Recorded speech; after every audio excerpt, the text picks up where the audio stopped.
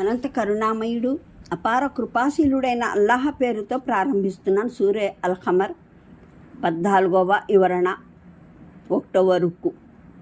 మరో అర్థం, ఆ పీడను మేము ఒక గుణపాఠం గరిపే సూచనగా చేసి పెట్టాము అని కూడా కావచ్చు. కానీ మా దృష్టిలో ఆ ఓడను గుణపాఠం గుర్తుగా చేయడం అనే అర్థానికే ప్రాధాన్యత ఉంది. ఒక ఉన్నతమైన పర్వత శిఖరాన అది సురక్షితమై ఉండటం, వందలాది వేలాది సంవత్సరాలుగా జనుల్ని దేవుని ఆగ్రహం శిక్ష పట్ల హెచ్చరిస్తూ ఉంది. ఇంకా ఈ భూమిలో దేవుని ఆజ్ఞల్ని ఉల్లంఘించే వారికి ఎటువంటి శాస్తి జరిగిందో, విశ్వసించిన వారిని ఎలా రక్షించడం జరిగిందో అది గుర్తు చేస్తూ ఉంది.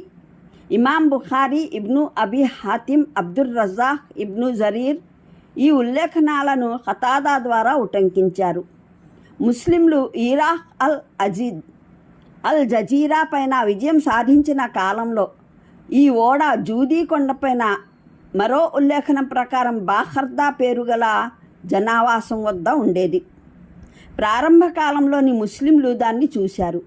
నేటి కాలంలోనూ విమానాలలో పయనించే సమయాన కొందరు ఆ ప్రాంతంలో ఒక కొండ శిఖరాన ఓడలాంటిదేదో చూసినట్టు చెబుతారు. అది నూహు ఓడేనని చాలామంది అనుమానిస్తున్నారు. ఈ కారణంగానే అప్పుడప్పుడు దాని అన్వేషణ కొరకు కొందరు ఉద్యమిస్తూ ఉంటారు.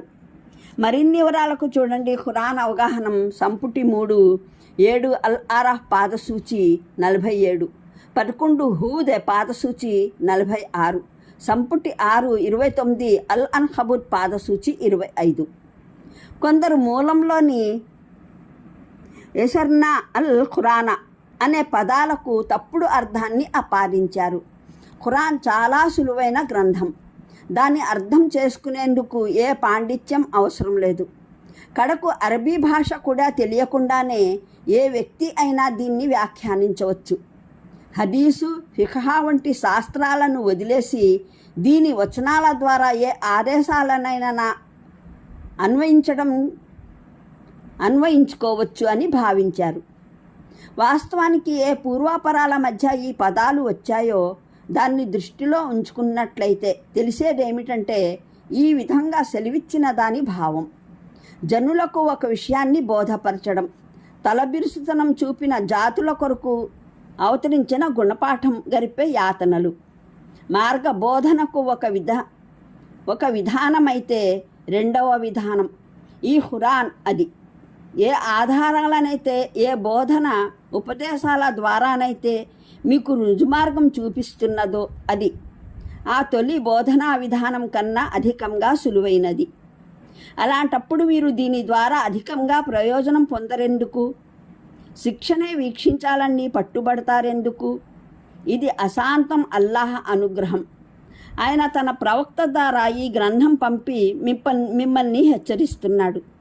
మీరు ఏ దారుల్లోనైతే నడుస్తున్నారో అవి మీకు ఎటువంటి వినాశంలో పడవేస్తాయో మీకు శుభకరమైన మార్గమేదో తెలుపుతున్నాడు.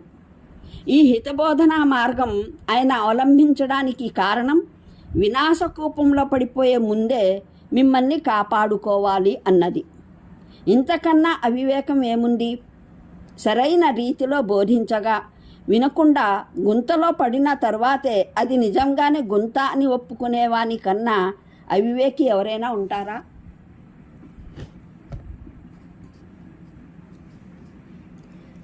అంటే ఆ రోజు దౌర్భాగ్యం ఎన్నో రోజుల వరకు నిరంతరంగా కొనసాగిందన్న మాట. హామీం అస్-సజ్దా 16లో ఫీ అయ్యామిన్ నుహిసాతిన్ అన్న పదాలు ప్రయోగించబడ్డాయి. అల్హఖా 7లో ఈ తుఫాను నిరంతరం 7 రాత్రులు 8 పగళ్ళు కొనసాగింది అని ఉంది. ఈ యాతన ప్రారంభమైన దినం బుధవారమని ప్రతీతి. తత్కారణంగా బుధవారం చెడ్డ రోజు. ఆ రోజున ఏ పని మొదలుపెట్టరాదని ఒక అపప్రథ ప్రజల్లో ఏర్పడింది. కొన్ని అత్యంత బలహీనమైన హదీసులు ఈ సందర్భంలో ఉటంకించబడ్డాయి. వాటి వల్ల ఆ రోజు చెడ్డ రోజు అన్న నమ్మకం ప్రజల హృదయాలలో నాటుకుంది. ఉదాహరణకు ఇబ్ను మర్దుయా ఖతీబ్ బగ్దాదీ ఉటంకించిన ఈ ఉల్లేఖనం: నెలలో చివరి బుధవారం దుర్దినం, దాని దౌష్ట్యం నిరంతరం కొనసాగుతుంది. ఇబ్ను జౌజీ దీన్ని కల్పితమని అంటారు. ఇబ్ను రజబ్ ఈ హదీసు ప్రామాణికం కాదని అంటారు. హఫీజ్ సహానీ ప్రకారం ఈ హదీసు ఎన్ని పద్ధతుల ద్వారా ఉటంకించబడిందో అవన్నీ నిరాధారమైనవని, భూటకమైనవని అంటారు. ఇదే విధంగా తబరానీ ఉటంకించిన ఈ హదీసు బుధవారం నిరంతర దౌర్భాగ్యపు దినం ను సైతం హదీసువేత్తలు బలహీనమైనది అని నిర్ణయించారు.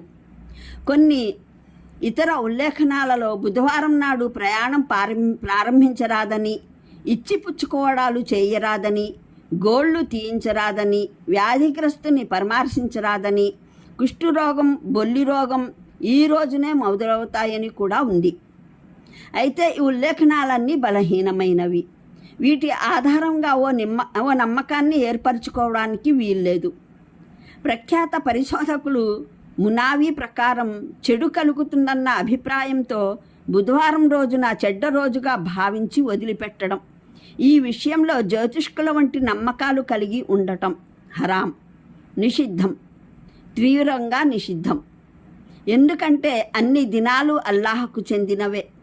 ఏ రోజైనా స్వతహాగా లాభము చేకూర్చదు, చెరుపు చేయజాలదు.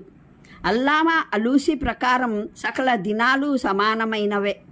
బుధవారానికి ఎటువంటి ప్రత్యేకత లేదు.